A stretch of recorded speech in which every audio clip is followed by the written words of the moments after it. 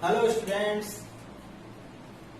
लेकर आए next part. रक्त वाहिनियां, ब्लड वेसल्स क्या होती हैं, कितने प्रकार की होती हैं और इनकी औतिकी हिस्टोलॉजी किस प्रकार की होती है, उसी को लेकर आज का हमारा वीडियो है। तो तैयार हो जाइए सभी स्टूडेंट्स। सबसे पहले हम बात करते हैं रक्त वाहिनियां, ब्लड वेसल्स क्या होती हैं। तो रक्त वाहिनियां वास्तव में हमारे शरीर में जो रक्त है वो नलियों के अंदर बहता है, और ये बात हमने प्रारंभ में स्पष्ट कर दी कि स्तनधारी प्राणियों में बंद प्रकार का परिसंचरण तंत्र होता है, क्लोज टाइप का सर्कुलेटरी सिस्टम होता है, अर्थात धमनियों और शिराओं के अंदर रक्त बहता है और उसमें पंपिंग सिस्टम होता है जो हार्ट के द्वारा किया जाता है और पूरे शरीर में रक्त को प्रवाहित किया जाता है। तो उसके लिए नलियों की यानी धमनियों की, शिराओं की, वेसल्स की जरूरत होती है। तो उन्हीं को हम रक्त वाहिनियां कहते हैं, अर्थात नलियां जिनमें रक्त बहता है। सिंपल लैंग्वेज में हम कह सकते हैं, बिल्कुल साधारण भाषा में, कि नलियां जिनमें रक्त बहता है, ब्लड फ्लो करता है, रक्त वाहिनियां कहलाती हैं। रक्त वाहिनियां दैट इज ब्लड वेसल्स कहलाती हैं। रक्त वाहिनियां तीन प्रकार की होती हैं मुख्य रूप से, जिन्हें हम धमनियां, आर्टरीज, केशिकाएं, कैपिलरीज, शिराएं, वेन्स, अर्थात तीन मुख्य प्रकार की रक्त वाहिनियां मानव शरीर में पाई जाती हैं। तो यहाँ इसके अलावा अगर हम बात करें, धमनियों के साथ धमनिकाएं भी होती हैं। धमनियां बड़ी होती हैं, मोटे साइज की होती हैं, चौड़े व्यास की होती हैं, जबकि धमनिकाएं पतली होती हैं, जिन्हें आर्ट्रियोल्स कहते हैं, अर्थात धमनियां एवं धमनिकाएं। इसी तरह से जो केशिकाएं होती हैं वो भी बहुत पतली केशिकाएं, अर्थात केस के समान, जिन्हें कैपिलरीज कहते हैं। ये बिल्कुल हमारे बालों के समान आकार की पतली होती हैं। तीसरे प्रकार की हैं शिराएं, जिन्हें वेन्स कहते हैं, और वेन्स के साथ जो बड़ी वेन्स होती हैं, बड़ी नलियां होती हैं, उन्हें शिराएं, और छोटी जो होती हैं उन्हें शिविकाएं कहते हैं। तो इस प्रकार देखा जाए तो मुख्य रूप से धमनियां, केशिकाएं और शिराएं होती हैं, जबकि पतली धमनियों को धमनिकाएं और पतली शिराओं को शिविकाएं कहते हैं। अब यहाँ पर हम बात करते हैं कि प्रत्येक जो नलियां, धमनियां, शिराएं होती हैं, उनकी अंदर की जो दीवार है वो कितने स्तरों से बनी है, वो किस प्रकार की है, क्योंकि उसमें रक्त बहता है तो वो लचीली भी होंगी, फ्लेक्सिबल होंगी, उनमें मांसपेशियां भी होंगी। तो यहाँ धमनी व शिराओं की भित्ति की बात करें तो वो 3 स्तरों से बनी होती है, मुख्य रूप से 3 स्तरों से बनी है। कितने स्तरों से बनी है? 3 स्तरों से बनी है। पहला स्तर है जिसे हम कहते हैं बाह्य स्तर, अर्थात जिसे हम ट्यूनिका एक्सटर्ना या बाह्य कंचुक, ट्यूनिका एक्सटर्ना या बाह्य कंचुक, हिंदी में बाह्य कंचुक कहते हैं, अर्थात ये सबसे बाहरी स्तर होता है। जैसा कि हमने यहाँ चित्र में औतिकी में दिखाया है, ये सबसे बाहरी स्तर है। और ये किसका बना है? ये कोलेजन, दृढ़ कोलेजन तंतुओं का, जो कि हार्ड होते हैं, यानी इनमें फ्लेक्सिबिलिटी कम होती है, संयोजी ऊतकों का बना सबसे बाहरी स्तर है।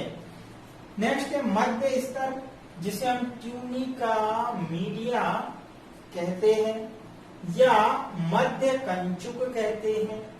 श्वेत कोलेजन तंतुओं से बना है। ये देखिए यहाँ पर ये मध्य स्तर है ये श्वेत कोलेजन के बने तंतुओं से बना होता है। यहाँ अरेखित वर्तुल, ये वर्तुल पेशियां हैं, ये देखिए, ये आपको दिखाइए, ये वर्तुल पेशियां हैं। और सबसे खास बात ये है कि ये स्तर धमनियों में मोटा पाया जाता है। धमनियों की दीवारों में ये मध्य स्तर मोटा होता है शिराओं की तुलना में, जबकि केशिकाओं में बाह्य और मध्य स्तर नहीं होता है। केशिकाओं में केवल अंत स्तर होता है। तो तीसरा जो स्तर है वो कौन सा है? अंत स्तर, जो कि सबसे अंदर का होता है। इसे हम कहते हैं ट्यूनिका इंटरना या अंतः कंचुक। अंतः कंचुक, तो ये कांच के समान, यानी बिल्कुल एकदम, जिसे हम कह सकते हैं पारदर्शी एंडोथीलियम उपकला। एंडोथीलियम उपकला, जिसे हम शल की उपकला भी कहते हैं, की कोशिकाओं से बना होता है। और यहाँ आप देख सकते हैं ये अंतः स्तर है, और ये केशिका, ये जो है शल की उपकला है, और ये कांच के समान होती है, यानी हम कह सकते हैं ये काचाभ एंडोथीलियम है। ओके, यहाँ पर प्रत्यास्थ जो है झिल्ली होती है इसके ऊपर, और उसके बाद यहाँ मध्य स्तर है, यानी जिसे हम कह रहे हैं ट्यूनिका मीडिया, और सबसे बाहरी जो स्तर है उसे हम कहते हैं ट्यूनिका एक्सटर्ना या बाह्य कंचुक। यहाँ सबसे जो खास बात ध्यान रखने की है, अभी हमने बताया कि केशिकाओं में केवल अंतः स्तर होता है। अभी हमने बात की कि जो केशिकाएं होती हैं, कैपिलरीज होती हैं, चूंकि वो बहुत पतली होती हैं, केश के समान है, तो उनमें बाह्य और मध्य स्तर नहीं होता है, केवल और केवल अंतः स्तर ही पाया जाता है। तो इस प्रकार यहाँ हम इस चित्र के माध्यम से, ये जो चित्र हमने दिखाया स्टूडेंट ध्यान रखना, ये धमनी की दीवार या जिसे हम भित्ति कह रहे हैं की औतिकी है। ये हिस्टोलॉजी ऑफ आर्टरीज, जो हमारी आर्टरीज हैं उनकी दीवार जो है, वॉल है, उसको दिखाया है। और ये यहाँ पर जस्ट लाइक जैसे अपन केबल होती है, और उस केबल में आप देखते हैं जो अंदर का वायर होता है उसके बाहर क्रमबद्ध तरीके से जो है आवरण चढ़े होते हैं। ठीक उसी तरह से हमारी रक्त वाहिनियां, खास तौर से धमनियां जो है वो बनी होती हैं। तो ये कॉम्प्लेक्स स्ट्रक्चर है जिससे हम समझ सकते हैं कि हमारी रक्त वाहिनियां किस प्रकार की होती हैं। इसके बाद यहाँ से हम बात करते हैं धमनियों के बारे में। तो धमनियां जो है वो क्या काम करती हैं, तो उसे यहाँ इस छोटे से एक रेखा चित्र के माध्यम से समझाया है मैंने, और इसको समझने का प्रयास कीजिए। सबसे सिंपल तरीका है, हम कहते हैं एक तरफ होता है हृदय और एक तरफ अंगों की बात करते हैं, अंग है, क्योंकि हृदय का काम है रक्त को पंप करना, तो वो अंगों की तरफ रक्त को यानी भेज देता है। और फिर अंगों से रक्त जो है कहाँ जाता है? फेफड़ों में जाता है, और फेफड़ों से फिर वापस जो है कहाँ भेज दिया जाता है? हृदय में। और यहाँ हम जो बात कर रहे हैं धमनी और शिराओं और केशिकाओं की कर रहे हैं, तो ये किस प्रकार रक्त को ले जाती हैं। तो हमने कहा देखो हृदय, तो हृदय से रक्त लेकर जा रही है, कौन लेकर जा रही है? धमनी। और वो रक्त कैसा है? शुद्ध रक्त है।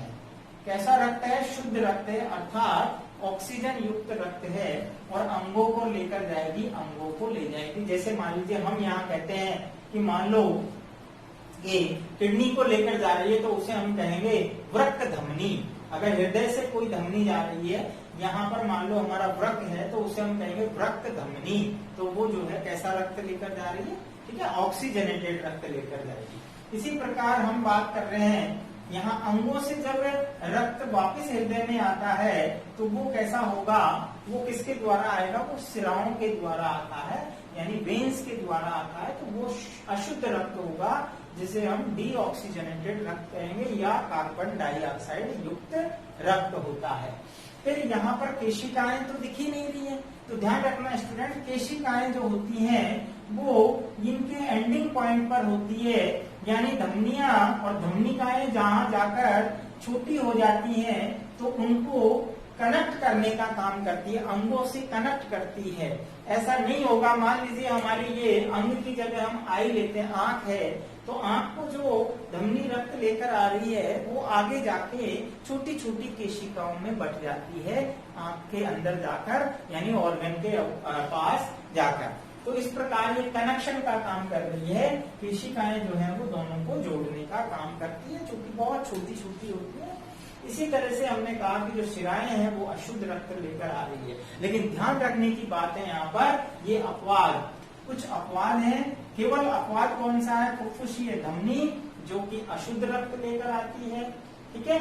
फुफ्फुसीय धमनी अशुद्ध रक्त लेकर जाती है, ठीक है। फुफ्फुस के अंदर जाएगी, यानी फेफड़ों के अंदर, लंग्स के अंदर जाएगी, जिसे हम पल्मोनरी आर्टरीज कहते हैं। जबकि जो पल्मोनरी वेन्स है वो शुद्ध रक्त लेकर जो है हृदय से कहाँ लेकर, अंगों से यानी लंग्स से कहाँ लेकर आएगी? हृदय में। तो ये बात समझ में आ गई होगी। यानी एक बार फिर समझ लीजिए, ये जो है हम कह रहे हैं, ये लंग्स के अंदर जो है, ये मान लीजिए लंग्स है, और लंग्स के अंदर जो आर्टरीज रक्त लेकर आएगी वो कैसा होगा? वो अशुद्ध होगा, जिसे हम कहेंगे पल्मोनरी आर्टरीज। और जो रक्त वापस जाएगा, ठीक है, किसमें? हृदय में, तो वो कैसा होगा? वो किसके द्वारा जाएगा? वो फुफ्फुसीय यानी पल्मोनरी वेन्स के द्वारा जाएगा, तो वो अशुद्ध रक्त होगा, ठीक है। इसके अलावा जो है धमनियों की दीवार मोटी होती है, जबकि शिराओं की दीवार पतली होती है। शिराओं का व्यास ज्यादा होता है, जबकि धमनियों का व्यास कम होता है। धमनियों में प्रेशर ज्यादा होता है, शिराओं में प्रेशर कम होता है। धमनियों में जगह जगह जो है, धमनियों में कपाटों का अभाव होता है, केवल कुछ जगह अर्धचंद्राकार कपाट होते हैं, जबकि शिराओं के अंदर कपाट होते हैं जगह जगह, जो कि ब्लड को रोककर और उसको सही जगह फ्लो करते हैं। तो इस प्रकार हम कहते हैं कि धमनी और शिराओं में मुख्य रूप से जो है अंतर भी होता है, जिसे हम लेंगे बाद में। ओके, तो यहाँ मैं समझता हूँ कि आज का वीडियो ये समझ में आ गया होगा आपको कि रक्त वाहिनियां और उनकी औषधि क्या होती है। Okay students, thank you.